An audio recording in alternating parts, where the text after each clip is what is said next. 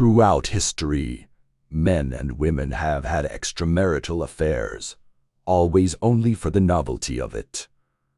The divorce rate has been high in recent years. More and more people are choosing to cheat or become lovers. They betray their marriages and cheat on their spouses, ultimately causing a family tragedy. In this American film department, the story of a wife's emotional cheating leads to a bloodbath. The movie tells the social topic of extramarital affairs in a delicate and moving way. An ordinary American family. The husband Edward is a small business owner. The wife Connie is a full-time housewife. The wife prepares 3 meals a day on time and drives her son to and from school. Her recreation is to attend some charity auction parties. The two have been married for 11 years and have raised an 8-year-old son. Their life is simple and casual. Their family is very happy and enviable.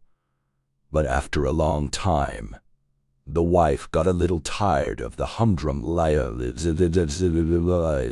One windy day, the gusts of wine sent trash flying recklessly through the streets. Connie braved the gale and went out to buy something, but the wind was so strong that even the cab wouldn't stop. Just then, the gale blew her into the arms of a handsome man. The two fell to the ground together, and the things in their hands were blown away by the wind. Helpless, Connie could only sit on the steps to let him help call a cab. But such bad weather car, simply no cab willing to stop. The man named Paul invited her to his home to treat the wound. Connie hesitated for a while and went back home with him. His home was like a huge bookstore.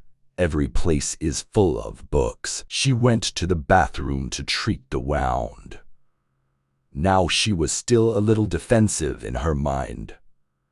She made a point of checking the door after she unlocked it. Just as Connie was calling her son, she suddenly felt a difference in her knee, and it turned out to be Paul treating her wound. With a room full of books, mixed faces and deep eyes, Connie panicked instantly.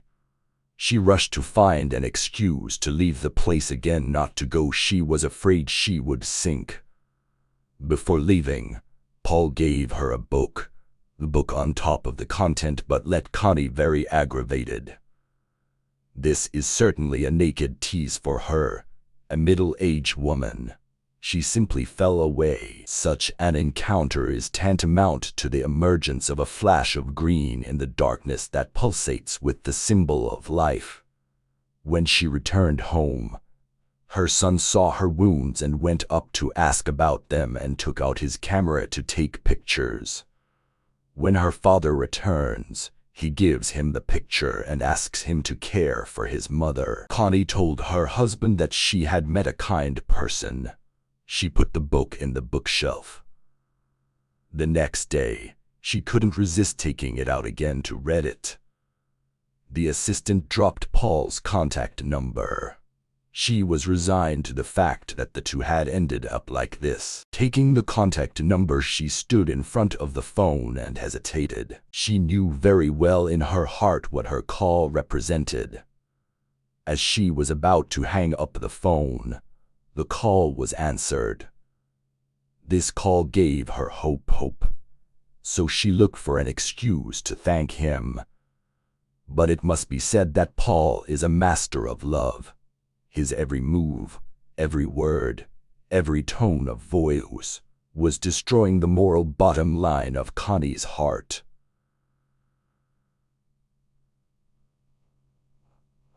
In her body, Connie saw not sitting in the office all day busy with work. Husband can give her the feeling. Soon, she became unconsciously infatuated with Paul. She would think of him unconsciously when she was doing her chores. For the third time, Connie found Paul. This time, the two were far more intimate than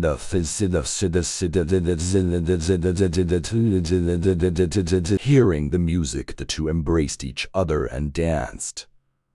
Paul kept testing Connie, and Connie still had an ounce of sanity in her heart. She ran away, but she remembered that she hadn't taken her jacket and came back again to be held by Paul. Eventually, her shred of sanity collapsed. The two had sex on the moving train home. Connie felt guilty while thinking back, and she got off the train early. The husband happened to run into his friend and heard some excuses from his friend's mouth that his wife had made. He felt a little strange and thought that his wife could not have cheated him. It was confirmed in his wife's mouth that she loved him still. From day to day, Connie began to circulate between her husband and her lover. Like every cheater, she thought she could balance the relationship between her family and her lover. What she didn't expect was that the desire inside her was much greater than she thought. Like an addiction, she began to have wild encounters with her lover. She even started dating and kissing with her lover in a coffee shop openly.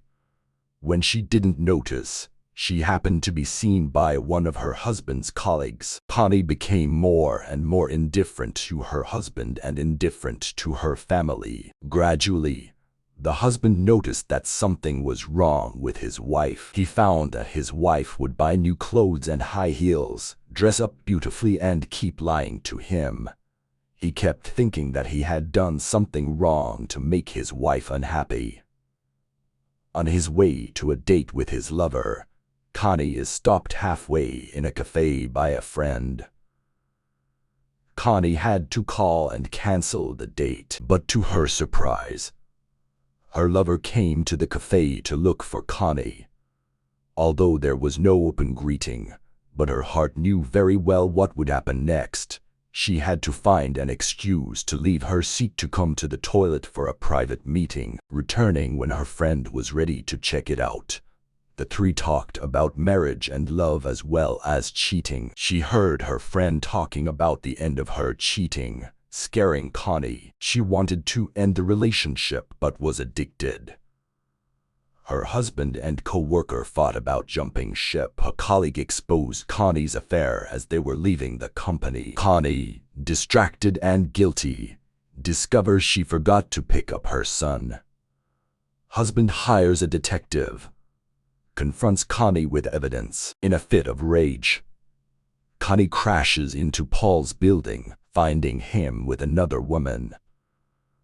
Husband, discovering the affair, confronts Paul, resulting in Paul's death. Husband cleans up the crime scene, buries the body, and acts normal. Police investigate Paul's disappearance. Connie and husband hide secrets.